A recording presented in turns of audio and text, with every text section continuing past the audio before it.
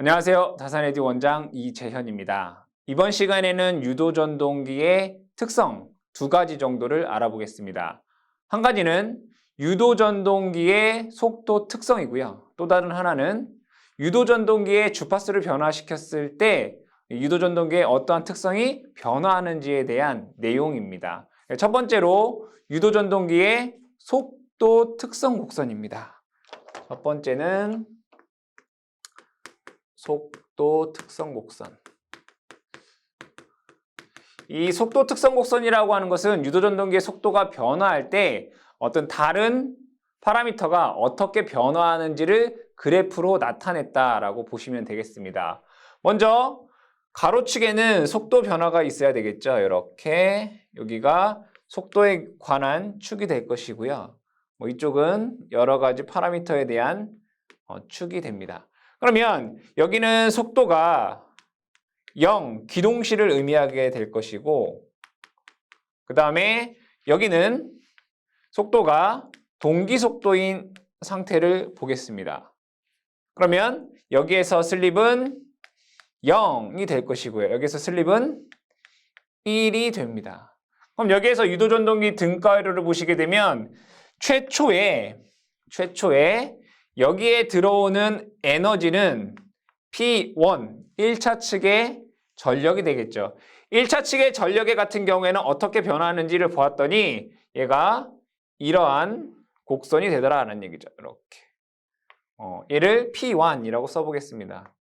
P1은 1차 입력입니다. 1차 입력. 1차 입력이 되겠고요.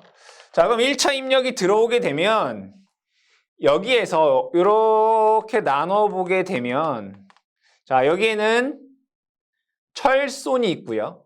그 다음에 여기에는 1차 동손이 있습니다.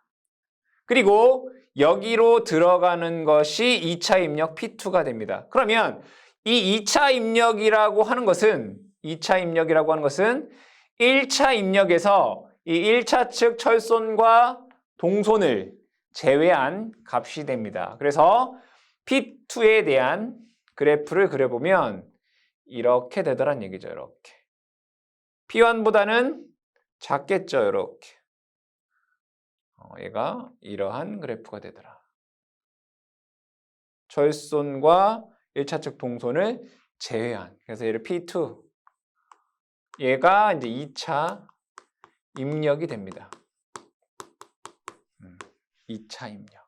근데 여러분들이 앞전에 공부하셨던 내용 중에서 토크 T라고 하는 것은 동기속도 오메가 S분의 P2라고 쓸 수가 있습니다. 그럼 오메가 S라고 하는 것은 어떤 상수값이기 때문에 토크에 대한 그래프는 이 P2와 같다라고 볼 수가 있겠죠. 그래서 얘를 이 파란색을 토크 곡선이다라고도 볼 수 있습니다. 얘를 토크 곡선. 그렇죠? 얘는 1차 입력 P1 이렇게 쓸 수 있어요. 그러니까 얘는 P2이면서 파란색으로 써볼까요? 토크 곡선이 된다. 토크 곡선. 자, 그 다음에 출력을 한번 보도록 하겠습니다. 자, 여기는 S이고 그럼 얘를 우리가 나눠 쓰게 되면 여기를 R이라고 쓸 수 있고 얘는 이렇게 쓸 수 있습니다. 그렇죠? 근데 이 R이라고 하는 것이 S분의 1-S의 R2인 거죠. 근데 여기에서 여러분들이 그러면 이 출력이라고 하는 것은 2차 입력에서 2차 동손을 제외한 것이죠. 2차 입력에서 동손을 제외한 것이다. 근데 얘가 기동 시에는 당연히 출력이 0이죠. 그래서 어떻게 되느냐? 얘가 여기에서 출발해서 얘가 이렇게 되겠죠. 이렇게. 얘를 넘지는 않습니다. 이렇게. 그렇죠? 자, 근데 전에 배웠던 이 파란색은 토크 곡선이라고 했어요. 그러면 얘 파란색은 2차 입력이면서 토크 곡선이를 얘를 ST 최대 토크 시 슬립이 되죠. 자, 근데 출력의 최대는 이 최대 토크 시 슬립보다 작다라고 했습니다. 그래서 여기는 SP가 되죠. SP.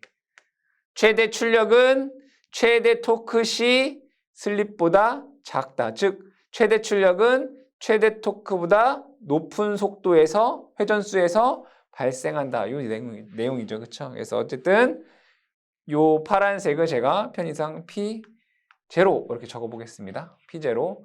P0는 기계적 출력이 됩니다. 그러면 여기에 효율이라는 게 있겠네요. 효율. 이탈을 제가 효율이다라고 보겠습니다. 그럼 효율은 당연히 1차 입력에 대한 기계적인 출력, 얘가 효율이 되더라 이거죠. 그럼 얘로 나누면 효율이 되더라. 그래서 효율 그래프를 보시게 되면 효율이 이렇게 되더라 이거예요. 이렇게 얘가 효율 그래프가 됩니다. 효율 그래프 이렇게. 그러니까 얘네들이 어떠한 그래프인지만 여러분들이 알아두시면 된다. 그 다음에 뭐도 있습니까? 역률도 있죠. 역률. 역률 코사인 세타. 역률에 대한 그래프는 대략 이렇게 됩니다. 이렇게 얘가 역률 코사인 세타. 역률은 이렇게 되더라. 그리고 마지막으로 1차 전류는 여러분들 언제 가장 클까요? 전동기는 기동시 가장 큽니다. 기동 전류는 크다. 그래서 여러분들 1차 전류는 이렇게 됩니다. 1차 전류. 그러니까 여러분들이 이 그래프를 암기하려고 하지 마시고 등가회로와 그 다음에 여기 있는 내용들 하나씩 1차 입력부터 1차 입력에서 1차 철손과 동손을 빼면 2차 입력이 되고 2차 입력은 토크 그래프와 같다라고 기억을 해주시면 될 것 같고요. 기계적인 출력이라고 하는 것은 2차 입력에서 동손을 뺀 그래프이며 기동 시에는 출력이 0이다. 그래서 이러한 그래프가 된다라는 거 기억을 해두시고 또 중요한 것 최대 출력은 최대 토크 시 회전수보다 높은 고속에서 발생한다라는 것 기억을 해주시면 될 것 같고 효율은 1차 입력분의 기계적인 출력이다. 그죠? 역률은 이런 그래프다라는 정도 기억을 해두시고 1차 전류는 기동시 가장 크고 무부하로 갈수록 여기 무부하잖아요. 그죠? 부하가 없으면 전류가 줄어들겠죠. 기동시 가장 크고 무부하로 갈수록 1차 전류는 감소한다라는 정도 기억해 주시면 되겠습니다. 두 번째는 주파수 변화에 따른 특성 변화입니다. 두 번째, 주파수에 따라서 어떠한 변화가 있느냐, 특성 변화.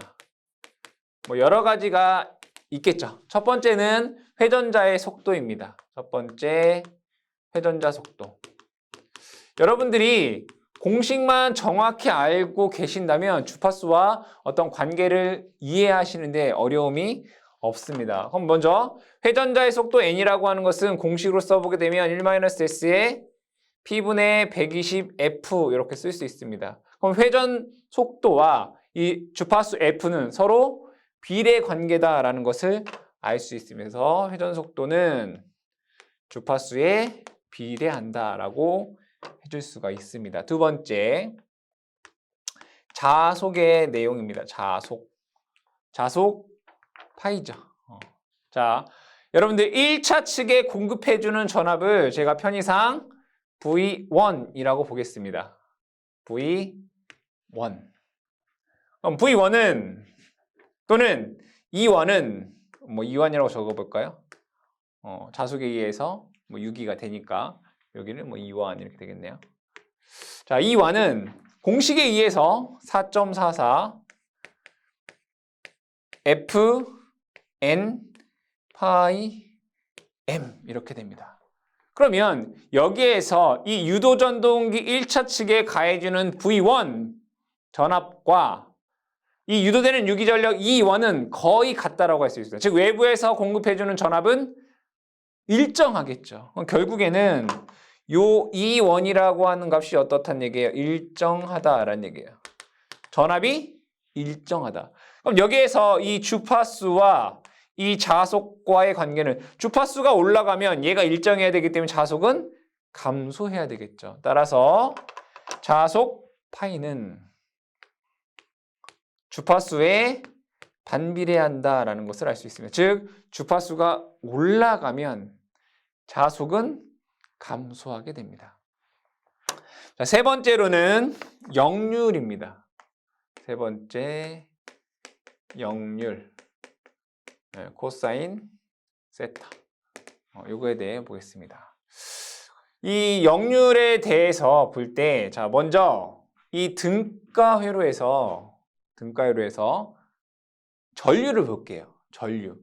여기에 흐르는 전류와 그 다음에 여자 전류와 이걸 한번 보겠습니다. 이 전류에는 뭐가 있다? 여자 전류라는 게 있고 그 다음에 2차 측에 흐르는 2차 전류 I2 다시 이 두 가지가 있어요. 그러면 2차 전류 먼저 제가 얘기해 보겠습니다. I2 다시는 공식을 여러분들이 많이 써봤기 때문에 루트 R1 플러스 S의 R2 다시의 제곱 플러스 X1 플러스 X2 다시의 제곱의 V1 제곱 이렇게 돼요. 그렇죠? 근데 우리가 말하는 역률은 전격 운전시가 되겠죠. 전격 운전시. 그러면 이 전격 운전시라고 하는 것은 거의 동기속도로 회전할 때죠. 즉 슬립이 거의 뭐라는 얘기예요? 0에 가까워요.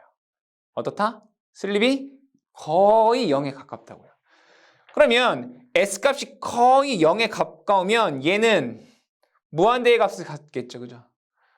근데 뭐 무한대는 아니겠죠. 근데 얘랑 얘를 비교해 보면 얘를 뭐 할 수 있어요? 네, 무시할 수 있어요. 이렇게 무시할 정도로 작다는 얘기. 얘에 비해서 슬립이 거의 0에 가깝다면. 그럼 얘는 이 2차 전류는 결국에는 이거 제곱 나오면 R1 플러스 S분의 R2 다시의 V1 V1 이제 그냥 이렇게죠. 제곱이 아니라 이렇게 된단 말이에요. 그럼 얘는 저항은 주파수의 암수가 아니잖아요. 그죠? 얘는 주파수와 뭐한다? 무관하다 라는 것 알 수 있겠고요. 그럼 여자 전류를 한번 보겠습니다. 여자 전류에는 자화 전류라는 게 있죠. 자화 전류는 자속을 만드는 전류예요. 그렇잖아요. 근데 얘는 자속을 만드는 전류는 무조건 전압보다 90도가 느려요. 그럼 얘는 I파이는 어떻게 쓸 수 있어요? 오메가 Lm분의 1 이렇게 쓸 수 있다고요. 그렇죠? L이잖아요. L. 자속을 만드는 오메가 L분의 1이라고요. 그럼 얘는 다시 쓰게 되면 2파이 FL M분의 1 이렇게 쓸 수 있어요. 그러면 자, 해보도록 할게요. 주파수가 증가를 해요. 그럼 여기에서 이 값이 증가한다는 얘기잖아요. 그럼 뭐예요? 자화 리액턴스가 증가해요. 그렇죠? 자화 리액턴스가 증가한다. 그러면 자화 전류가 감소해요. 얘가 감소한다고요. 이거 증가하면 자화 전류가 감소해요. 근데 얘는 자화 전류는 다 뭐라고 했어요? 무효분이잖아요. 결국에는 무효분이 감소한다는 얘기네요. 그럼 무효분이 감소한다는 얘기. 우리가 역률에서 무효분의 감소는 결국에는 역률의 증가가 의미를 하죠. 역률이 증가한다. 그럼 결과적으로만 보면 주파수가 증가하면 역률이 증가한다. 이렇게 된다는 얘기네요. 그러면 역류 코사인 세타는 주파수에 비례한다라고 우리가 쓸 수 있구나. 이렇게 볼 수가 있겠네요. 그쵸? 네 번째는 최대 토크입니다. 최대 토크. 이 최대 토크는 공식만 아시면 뭐 주파수와 어떤 관계에 있는지를 충분히 쉽게 알 수 있습니다. 최대 토크 Tm은 공식에 의해서 2 오메가 S분의 1, 여기서 오메가라고 하는 것은 동기속도와의 각속도가 되겠죠. R1 플러스 루트 R1의 제곱 플러스 X1 플러스 X2 다시의 제곱 분의 V1 제곱 이렇게 됩니다. 근데 여기에서 얘 값과 얘를 비교해 보면 얘가 월등히 커요. 그럼 얘를 뭐 할 수 있어요? 무시할 수 있어요. 이렇게. 그렇죠? 그리고 또 R1과 요 X1 플러스 X2 다시를 비교해 보면 또 얘도 또 월등히 커요. 그래서 얘를 어떻게 쓸 수 있냐면 2 오메가 S에 그쵸? 여기를 요 X1 플러스 X2 다시라고 하는 걸 X라고 쓰면 그냥 X 이렇게 쓸 수 있다고요. 이걸 X라고 하면 분의 V1 제곱 이렇게 쓸 수 있어요. 그래서 여러분들 교재에는 최대 토크의 식이 이렇게 돼 있다고요. 오메가 S분의 1을 K로 써서 2X에 K에 뭐 V1 제곱 이렇게 써 있어요. 그쵸? 뭐 K를 앞에 썼나요? 이렇게? 네, 여러분 책에 이렇게 써 있다고요. 근데 중요한 건 얘는 주파수의 함수잖아요. 그죠? X가. 그래서 얘는 K에 2에 뭐 2파이 FL분의 뭐 V1 제곱 뭐 이렇게 쓸 수 있다는 얘기네요. 그렇죠? 그럼 주파수가 증가하면 최대 토크는 감소 이렇게 되겠다. 그래서 최대 토크 Tm은 주파수에 반비례한다. 이렇게 설명할 수가 있습니다. 자, 그 다음에 다섯 번째 보겠습니다. 다섯 번째는 히스테리시스 손과 온도 상승이에요. 다섯 번째 히스테리시스 손과 온도 상승. 자, 이 히스테리시스 손을 얘기하기에 앞서 전압 E는 4.44 FN 파이엠입니다.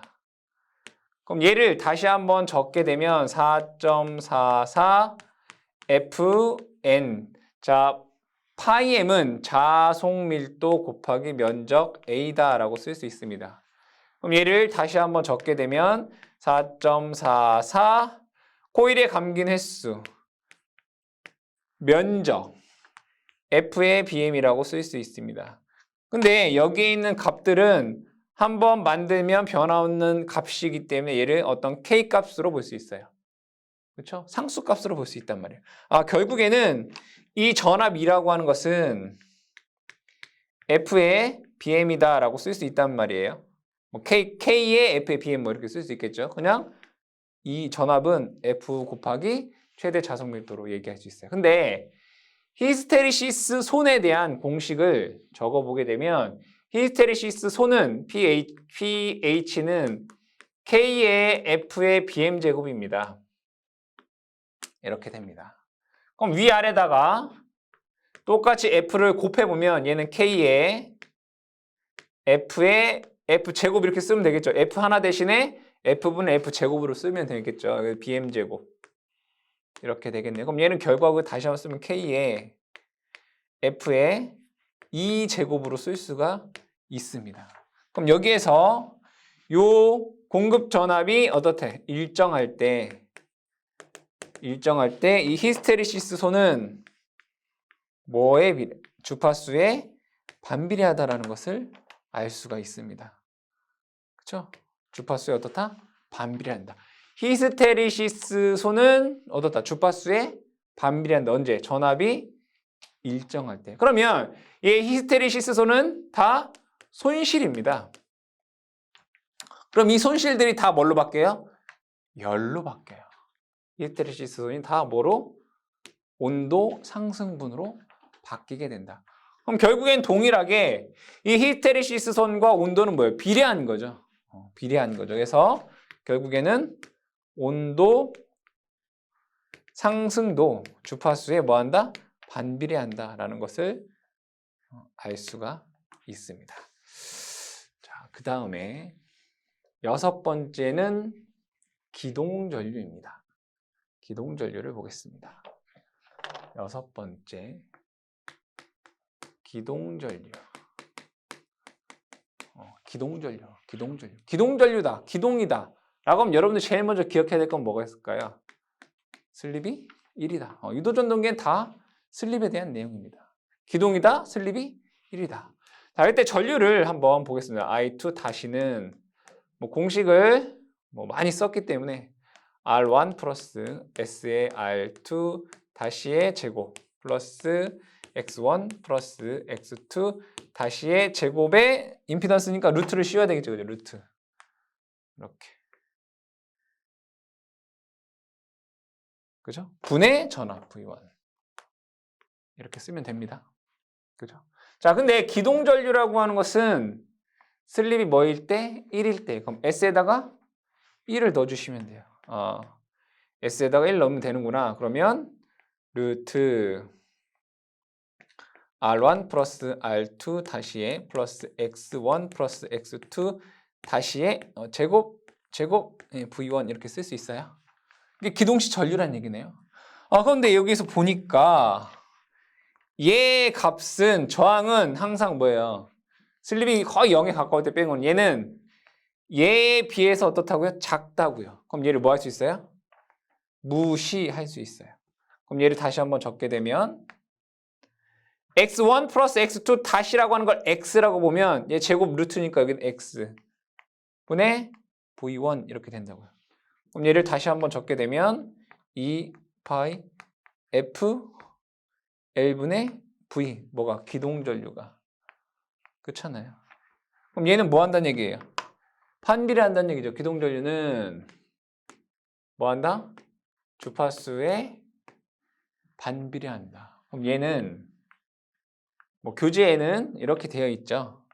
주파수가 감소하면 그죠? 주파수가 감소하면 완전한 반비례가 아니라 반비례하니까 어쨌든 간에 기동전류는 올라갈 거 아니에요. 그죠? 기동전류가 워낙 크기 때문에 그죠? 기동전류는 약간 어떻다? 이제 증가한다. 이렇게 되어 있습니다. 원래 기동전류는 크니까 거기서 엄청나게 커지는 게 아니라 약간 증가한다. 이렇게 됩니다. 그래서 기동전류는 주파수에 반비례하는데 주파수가 감소하면 약간 증가한다 정도로 여러분들이 기억해 주시면 되겠습니다.